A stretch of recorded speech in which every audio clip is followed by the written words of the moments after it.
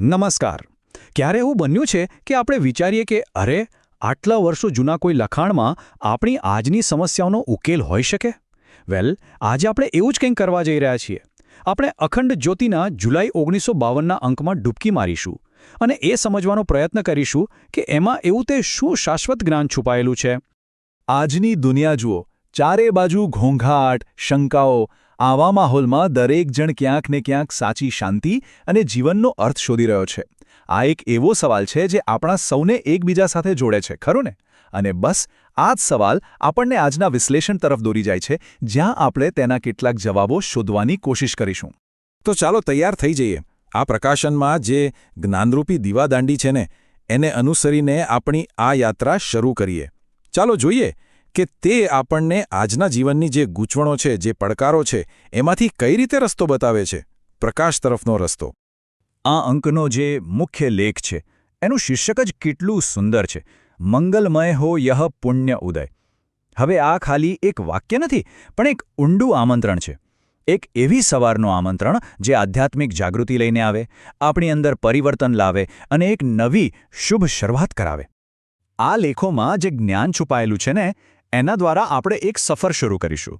આ એવી સફર છે જે આપણને રોજિંદી મૂંઝવણ અને નિરાશાના અંધારામાંથી બહાર કાઢશે અને દ્રઢ વિશ્વાસ અને આશાના ઉજાસ તરફ લઈ જશે.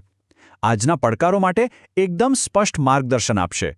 અહીં આપણે જ્ઞાનના પહેલા અને કદાચ સૌથી મહત્વના પાયાને સમજીશું, અને એ છે સાધનાની શક્તિ. સાધના એટલે શું?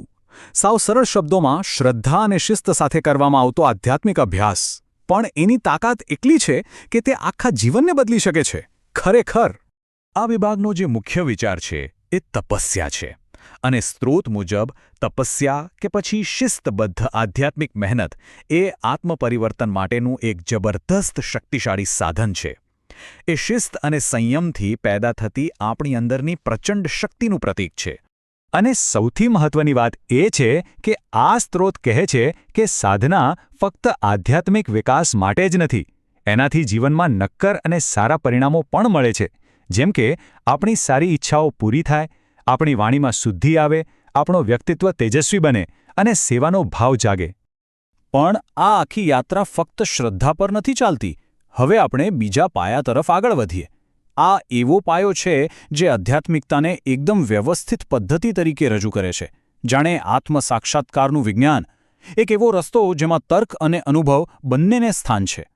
અહીં મૂળ વાત એ છે કે ગાયત્રી ઉપાસના એ ફક્ત કોઈ પ્રાર્થના કે પૂજાપાઠ નથી, પણ એક સંપૂર્ણ જીવન વિજ્ઞાન છે.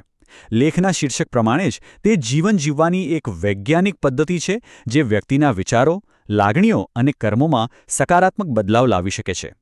આ વૈજ્ઞાનિક દૃષ્ટિકોણ વ્યક્તિગત વિકાસ માટે એકદમ સ્પષ્ટ અને પગલાવાર માર્ગ બતાવે છે, જાણે કે અજ્ઞાન અને ભ્રમના અંધારાથી શરૂ કરીને જ્ઞાન અને વિવેકના પ્રકાશ તરફ, અને છેવટે આત્મસાક્ષાત્કારના અંતિમ લક્ષ્ય સુધી લઈ જતી એક ક્રમબદ્ધ યાત્રા. ચાલો હવે ત્રીજા સ્તંભ પર આવીએ. અહીં આપણે જોઈશું કે આ જ્ઞાન ફક્ત સારી પરિસ્થિતિઓ માટે નથી, પણ જીવનના સૌથી મુશ્કેલ પડકારો અને ખરાબ સંજોગોને પાર કરવા માટે પણ કેવી રીતે શક્તિ અને વ્યવહારુ ઉકેલો આપે છે. આ વિભાગનું શીર્ષક જ બધું કહી દે છે. નિરાશા મેં આશા કી કિરણ. આ ખાલી એક વાક્ય નથી, પણ એક ઊંડો અનુભવ છે. એ સમજાવે છે કે જીવનના સૌથી અંધકારમય અને નિરાશાજનક સમયમાં પણ આધ્યાત્મિક શ્રદ્ધા અને સાધનાથી પ્રકાશનું એક કિરણ જરૂર પ્રગટ થઈ શકે છે. તમે જુઓ, સ્ત્રોતમાં આધ્યાત્મિક ડરથી માંડીને શારીરિક બીમારીઓ અને સામાજિક મુશ્કેલીઓ સુધીની ઘણી બધી સમસ્યાઓનો ઉલ્લેખ છે. અને આ લખાણ તે દરેકમાંથી બહાર નીકળવાનો રસ્તો બતાવે છે. આ જ દર્શાવે છે કે તે સમયે પણ આ જ્ઞાન કેટલું વ્યવહારુ હતું અને જીવનના દરેક પાસાને સ્પર્શતું હતું. તો હવે આપણે આપણી યાત્રાના નિષ્કર્ષ પર પહોંચી ગયા છીએ. ચાલો અત્યાર સુધી આપણે જે પણ ચર્ચા કરી એ બધા મુદ્દાઓને જોડીને જોઈએ કે આ જ્ઞાનનો સ્પષ્ટ અને વ્યવહારુ માર્ગ આજના સાધક માટે શું હોઈ શકે છે. આ આખી વાતને આપણે એકદમ સરળ રીતે 4 સ્ટેપમાં સમજી શકીએ. પહેલું, દૈવી સાધનાને આપણી રોજિંદી જિંદગીનો હિસ્સો બનાવવી. બીજું, આત્મજ્ઞાનને કોઈ અંધવિશ્વાસની જેમ નહીં, પણ એક વિજ્ઞાનની જેમ જોવું. ત્રીજું, પૂરી શ્રદ્ધા અને હિંમતથી મુશ્કેલીઓનો સામનો કરવો. અને છેલ્લે ચોથું, બસ પ્રગતિના રસ્તા પર આગળ વધતા રહેવું. તો આખરી સાર શું છે? સાર એ છે કે આ ઐતિહાસિક જ્ઞાન આજે પણ એટલું જ પ્રાસંગિક અને એટલું જ શક્તિશાળી છે.